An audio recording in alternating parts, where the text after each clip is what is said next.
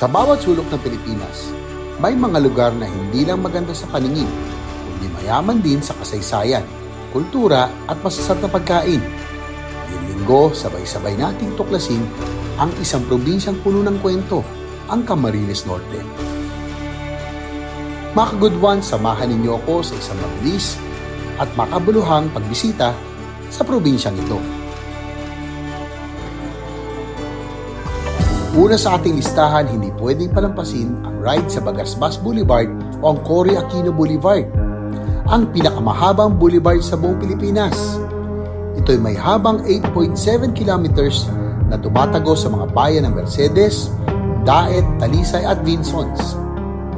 Napakaganda dito lalo pat napapanatili talaga nila ang malinis, ang dalampasigan at dagat.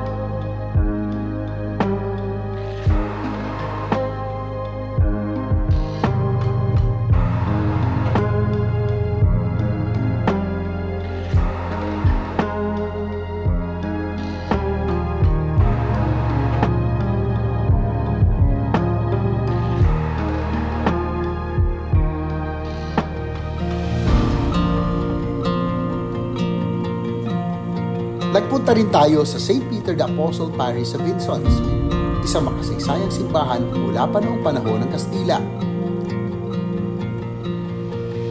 Hi mga good rides!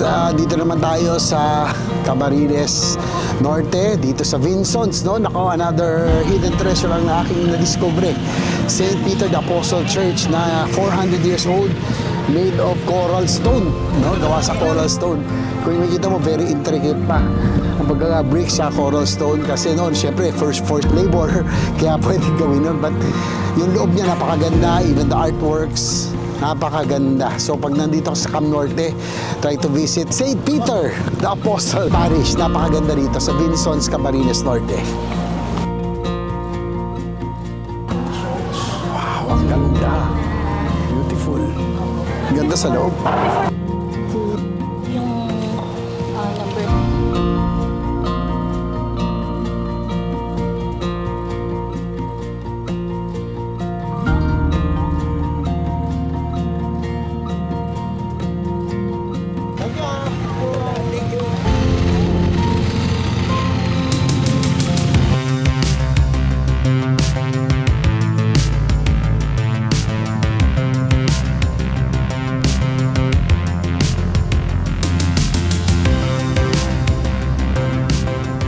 Bayan ng Labo at Paracale, dumating tayo sa Parokya de Nuestra Señora de Candelaria, isa pang heritage church na nagsisilbing sentro ng pananampalataya sa loob ng maraming siglo.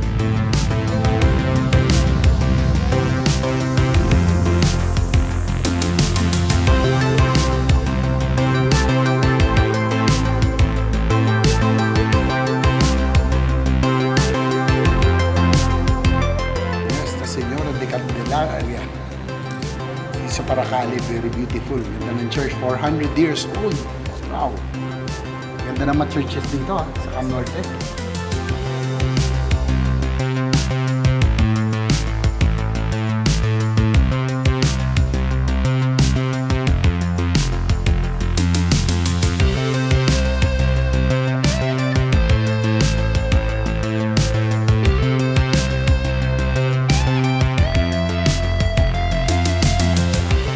Ang ganda ng lugar at ang init ng pagtanggap ng ating makbabayan. Tawing ka-good ones, ramdam natin ang hospitality at camaraderie ng mga taga-Camarines Norte.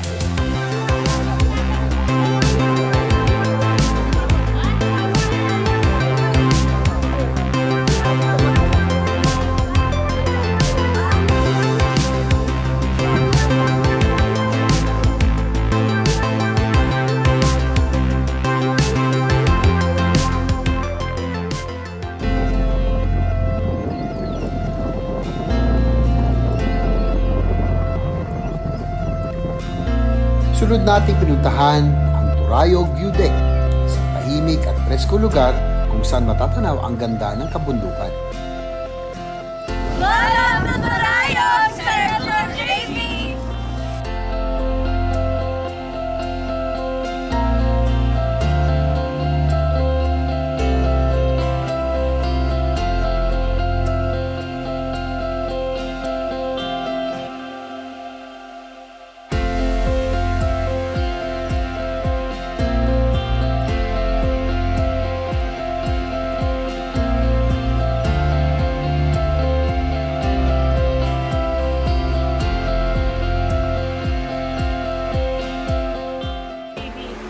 Bake by Baby.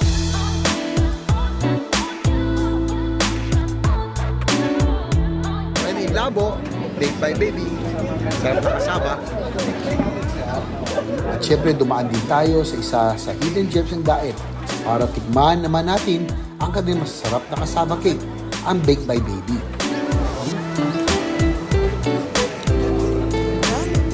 Try it. Homemade burger. Looks good.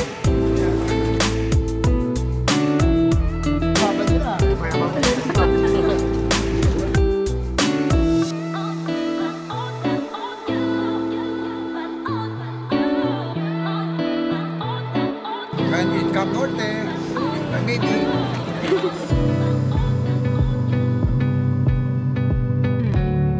At para sa grand finale ng trip na ito, duman tayo sa Hibiscus Camp, the perfect spot para magpahinga. Ito po ay matatagpuan sa foot of Mount Isarog na sa Camarines Sur na dahil sa kanilang masarap na pagkain at preskong hangin.